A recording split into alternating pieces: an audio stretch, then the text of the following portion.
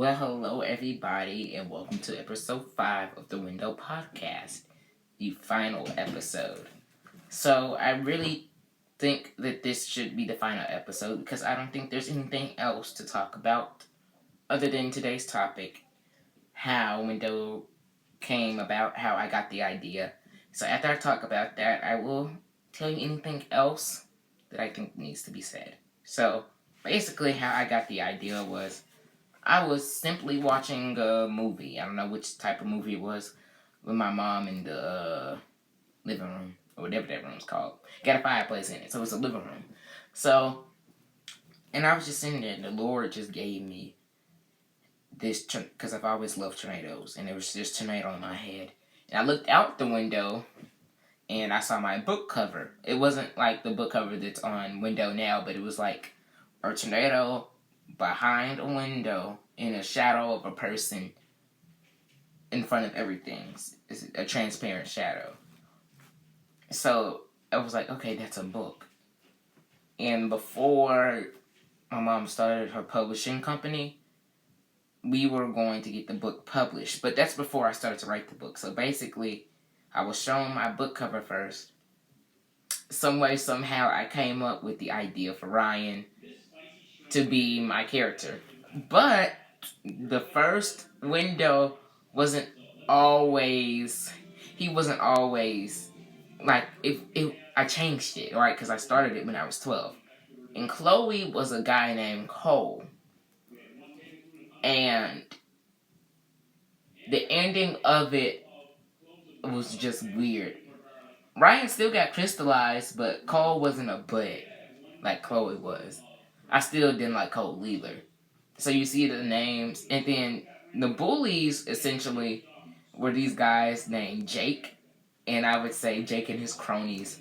Comes to find out, Ryan gets mad at Cole because he was basically just making fun of him for being young and in college when Cole was 24. I specifically put that age in there, but I changed it. I'm like, this is dumb. And I remember the monorail scene was just weird in the first book. So I just thought that would be cool for you guys to know how the window started out first. So, mainly and basically, I'm so glad the window changed. And there's a lot of things I could have and should have added, but it's perfect now. And that's why you write sequels.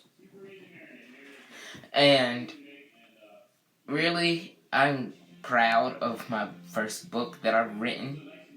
And to see it published, and I'll see my tornado on there. Anything else in window, I would just like to point out was basically the powers. Chloe's powers. If you don't pay attention, the girl came up. I give her this. She came up with a whole underground garden. Like, see that I love the power of plants, and I also love tornadoes. But she created in a whole underground garden with her powers. It was amazing in the book. She did her thing. And remember, if you read the book, there's a scene with a couple scenes where the military is involved, and I realized that because that was during, while the book was being written and published, that was around the time that my big sister, she was going to the military, the Air Force, and I specifically call out the Air Force. I didn't want to, like, destroy or kill any of the military, because I'm like, that's the military. So I didn't do that, but really, it was just, the book was dedicated to my big sister because that was my first best friend, and I miss my sister very much. I'll see her soon though. But I'm just really proud of Window, and I'm really thankful for all the people listening to this podcast. The message that really comes from Window is basically two wrongs don't make a right. But also don't let suckers come up on you. Like, as you can see, Ryan had enough, but it shouldn't have take Ryan 16 billion times to understand that Chloe's not a good person, no matter if she's supposed to be, quotation marks for the people listening, supposed to be. I don't care. What's that supposed to mean to me? So basically, and really, don't let people run over you. Don't get pushed over to the point that you might do crazy things such as kill people.